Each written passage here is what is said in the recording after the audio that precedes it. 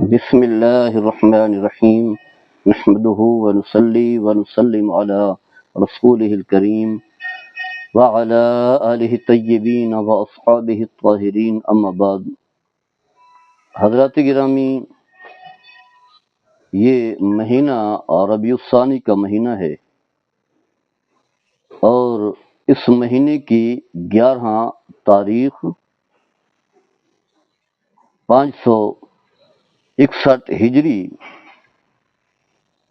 یوم وصال ہے سید الاولیاء امام الاولیاء غوث اعظم محی الدین سیدنا شیخ عبد القادر جیلانی رضی اللہ تعالی عنہ کا۔ پوری دنیا کے مسلمان اس ہستی سے عقیدت رکھتے ہیں، کیونکہ اولیاء کرام کا کام وہی ہے جو انبیاء کرام کا ہے، مخلوق خدا کو اللہ کے ساتھ جوڑنا، ان کی روحانیت کی فکر کرنا، تزکیہ باطن کرنا، نماز روزے سے جوڑنا، عبادت و زہد سے جوڑنا، گناہوں سے توبہ کروانا، برائی سے دوری اختیار کرنا، اللہ کی توحید کی دعوت دینا، نبی کریم صلی اللہ تعالیٰ علیہ وسلم کے خاتم النبیین ہونے کا عقیدہ ان کے ذہن میں مضبوط کرنا، یعنی جو بھی قرآن حدیث میں احکام بیان ہوئے ہیں وہی احکام جو ہے مخلوق خدا تک پہنچانا۔ اگر کوئی غیر مسلم ہے تو انہیں اسلام میں لانا، دوزخ کی آگ سے بچانا۔ اگر کوئی مسلمان ہے لیکن گناہوں میں زندگی گزار رہا ہے، فاسق و فاجر ہے، آخرت بھول چکا ہے، اللہ کے احکام بھول چکا ہے، تو ان سے توبہ کروا کر کے، گناہ چھڑا کر کے ایک بہترین مسلمان، نیک اور صالح مسلمان بنانا ان کی زندگی کا یہی مقصد ہے۔ اور جو بھی اولیاء اس دنیا میں تشریف لائے وہ خود یہی کام کیا کرتے تھے۔ تو ان میں سے اللہ کے اس ولی کامل کو بڑی عزت ملی، اور ایک تو خاندانی بھی بڑا اعزاز ہے، نجیب الطرفین ہیں، والدہ کی طرف سے حسینی ہیں، والد کی طرف سے حسنی ہیں، گویا کہ والدہ کی طرف سے سلسلہ نسب سیدنا امام حسین اور رضی اللہ تعالی عنہ تک پہنچتا ہے، والد کی طرف سے سیدنا امام حسن اور رضی اللہ تعالی عنہ تک پہنچتا ہے۔ یہ دونوں صاحبزادے ہیں حضرت علی المرتضیٰ رضی اللہ تعالی عنہ اور حضرت فاطمہ سیدہ طیبہ طاہرہ رضی اللہ تعالی عنہا کے، اور یہ دونوں حسن حسین جنتی نوجوانوں کے سردار ہیں۔ یہی نسب ہے، یہی خاندان ہے، خاندانی بھی فضیلت و برتری ہے۔ اس کے علاوہ پھر علم ہے، عمل ہے، تقوی ہے، خوف خدا ہے، درس و تدریس ہے، ولایت ہے، یہ اتنی ساری خوبیاں ہیں کہ انسان اس کا تصور بھی نہیں کر سکتا۔ تو ہر ماہ ان بزرگوں کی طرف نسبت کرتے ہوئے ہمارے معاشرے میں، خاص کر کے بر صغیر میں، باقی ملکوں میں بھی ہے، 11ویں شریف منائی جاتی ہے۔ تو عام طور پر پوچھا جاتا ہے کہ اس کا کوئی ثبوت بھی ہے، اس کی کوئی بنیاد بھی ہے، اس کی کوئی اصل بھی ہے، یا ایسے ہی ایک خاص جماعت جو ہے یعنی اہل سنت وہی 11ویں مناتے ہیں، تو ان کی بنیاد بھی ہے کہ نہیں؟ پہلی بات تو یہ ہے، علماء نے یہ بیان کیا ہے کہ جب تک سید شیخ عبد القادر جیلانی رضی اللہ تعالی عنہ زندہ تھے تو ہر ماہ کی 11 تاریخ کو رسول اللہ صلی اللہ تعالی علیہ وسلم کا عرس منایا کرتے تھے، گویا کہ اپنی نسبت جوڑی اور رسول اللہ صلی اللہ تعالی علیہ وسلم کے ساتھ۔ ویسے تو ہمہ وقت جو ہے ہر مسلمان جو ہے اپنے نبی صلی اللہ تعالی علیہ وسلم کو یاد کرتا ہے، درود شریف پڑھتے ہوئے، نماز میں تو ویسے ہی ذکر ہوتا ہے السلام علیکم ایھا النبی و رحمۃ اللہ وبرکاتہ، اور ویسے ہی دیگر اعمال کی بدولت۔ لیکن ایک دن مخصوص کر لیا جاتا ہے، اگرچہ کوئی ضروری نہیں ہے دن کا تعین کرنا، لیکن یاد دہانی کے لیے آسانی والا معاملہ ہو جاتا ہے، تو اسی دن جو ہے آپ عرس منایا کرتے تھے۔ اب آپ کے وصال کے بعد جو آپ کے عقیدت مند تھے انہوں نے جو ہے سیدنا شیخ عبد القادر جیلانی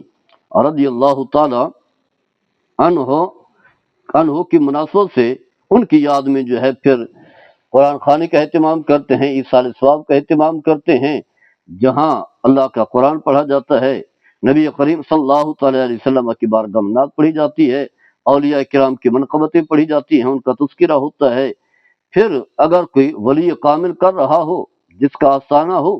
تو پھر بیٹھ کر کے وہ اللہ کا ذکر کرتے ہیں، ذکر ہوتا ہے، جہری ذکر ہوتا ہے، مراقبہ ہوتا ہے، تزکیہ باطن ہوتا ہے، آخر میں لنگر تقسیم کیا جاتا ہے۔ تو یہ ہیں اعمال، ان میں سے ہر عمل جو ہے اس کا ثبوت قرآن و حدیث میں موجود ہے۔ ایصال ثواب دیکھ لیں، اللہ نے خود سورہ حشر میں ارشاد فرمایا کہ والذین جاؤ من بعدہم ربنا اغفر لنا ولاخواننا الذین سبقونا بالایمان، وہ لوگ جو بعد میں آئے وہ کہتے ہیں یا اللہ ہماری بھی مغفرت فرما اور جو ہم سے پہلے گزرے ہیں ان کی بھی مغفرت، اور ربنا اغفر لنا ولاخواننا الذین سبقونا بالایمان، جو ہم سے پہلے سبقت کر گئے، یعنی جو اسلاف ہیں ہمارے، جو بھی ہیں اہل اللہ ہیں، نیک صالح ہیں، یا اللہ ان کے درجات بلند فرما، جو گناہ گار ہیں یا اللہ ان کی مغفرت بخشش فرما۔ تو گویا کہ اللہ نے خود حکم دیا ہے اپنے اسلاف کے لیے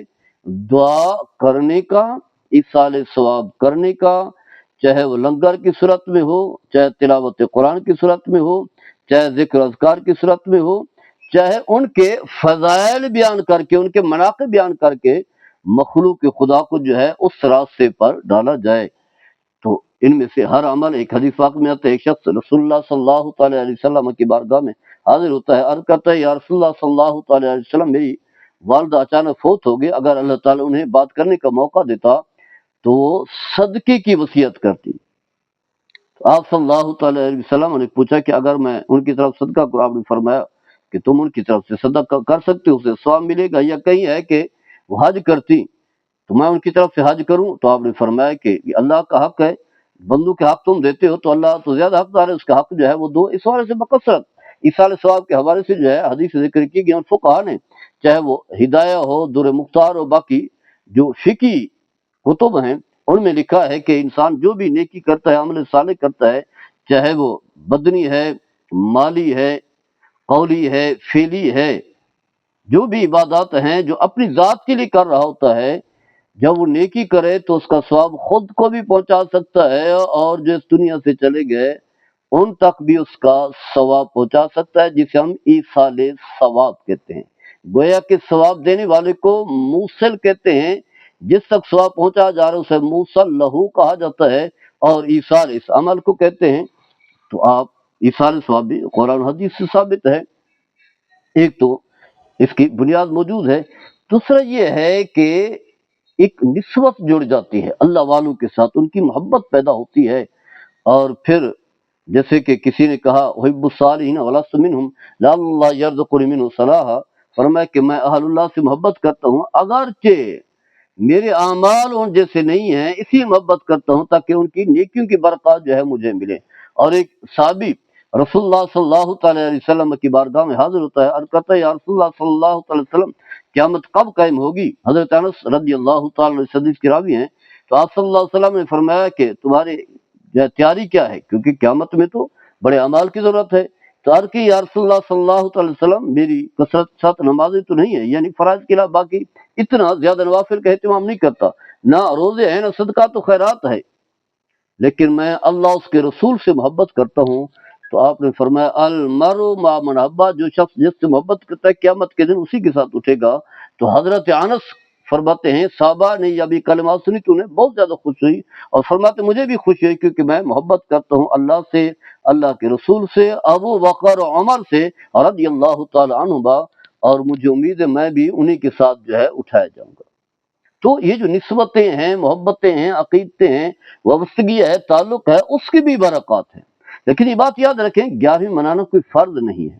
علماء نے اسے مستحب قرار دیا، اور کیونکہ ایصال ثواب ہے، ایصال ثواب جو ہے وہ قرآن حدیث سے ثابت ہے، اسے سنت جو ہے وہ قرار دیتے ہیں۔ اور کسی دن کا تعین بھی ضروری نہیں ہے، 11 کو کریں، 12 کو کریں، 15 کو کریں، جب ہی دل کرے کسی دن بھی جو ہے ایصال ثواب کا اہتمام کیا جا سکتا ہے، نام کوئی بھی دیں، 11ویں دیں، 12ویں دیں، 15ویں دیں، مقصد کیا ہے وہ ہے ایصال ثواب۔ لیکن دن کے تعین میں آسانی ہوتی ہے، جیسا کہ رسول اللہ صلی اللہ علیہ وسلم پیر کے دن کو روزہ رکھتے تھے، اور فرمایا کیونکہ اس دن جو ہے میری ولادت ہوئی ہے تو ایک دن کا تعین کر لیا، یا باقی عبادات کے حوالے سے ہے تعین کرنے کا، تو اگر کوئی تعین کر لیتا ہے تو بہتر رہتا ہے، ورنہ کوئی ضروری نہیں ہے۔ اس کے علاوہ جو ہے ہمارے ہاں جو ہے باقاعدگی سے گلے رکھے ہوئے ہیں مسجدوں میں، باقی مقامات پر، کہ اس میں جو ہے وہ 11ویں کا پیسہ ڈالے۔ تو ان چیزوں کی ضرورت نہیں ہے، آپ کی جو حیثیت ہے اس کے مطابق جو ہے ان بزرگوں تک جو ہے ایصال ثواب کریں، انہیں ثواب پہنچائیں۔ باقی جو ہے اسی طرح کسی پر بوجھ بھی نہ ڈالیں، لوگوں سے طلب بھی نہ کریں، مانگیں بھی نہیں۔ ہمارے یہاں لوگ جو ہے باقاعدگی سے جو ہے جاتے ہیں، مانگنا شروع کر دیتے ہیں، تو یہ طریقہ ٹھیک نہیں ہے۔ اپنی خوشی سے جو دے دے اچھی بات ہے، تو کم از کم اس کے لیے بھی کچھ شرائط ہیں، کچھ تقاضے ہیں۔ ہم تو 11ویں تو کرتے ہیں، کرنی چاہیے، ضرور کرنی چاہیے، لیکن اس میں جو کچھ شرائط ہیں ان شرائط کو بھی ملحوظ خاطر رکھیں، ادب کو بھی ملحوظ خاطر رکھیں، اور ایسی چیز کا اپنے اوپر بوجھ نہ ڈالیں جس کی آپ یا باقی لوگ طاقت نہیں رکھتے۔ اللہ تعالیٰ ہم سب کو عمل کرنے کی توفیق عطا فرمائے۔ وما علینا الا البلاغ۔